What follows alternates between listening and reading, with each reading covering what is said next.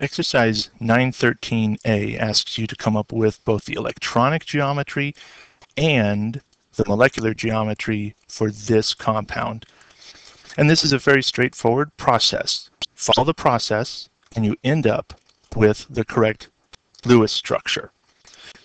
So first thing you have to do is find out the total number of valence electrons. So I get 5 from each phosphorus and 7 from each bromine, and there's 3 of those, so there's a total of 26 electrons. Next, you have to put the first element in the middle and the other elements around it. So that's why my phosphorus is in the middle and the bromine are around it.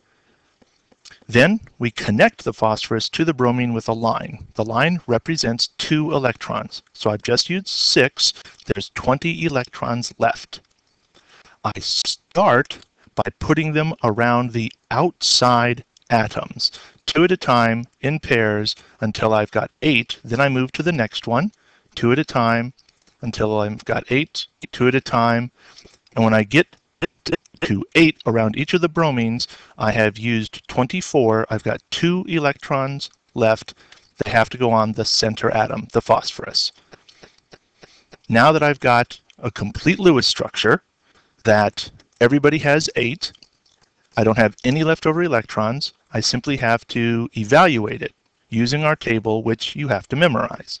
So the table says that when I've got 4 pairs of electrons around the center atom, that gives me a tetrahedral shape, and when they're arranged in 3 bonding pairs, the straight lines, and 2 non-bonding pairs, the dots at the top, that gives me a trigonal pyramid shape for the molecule.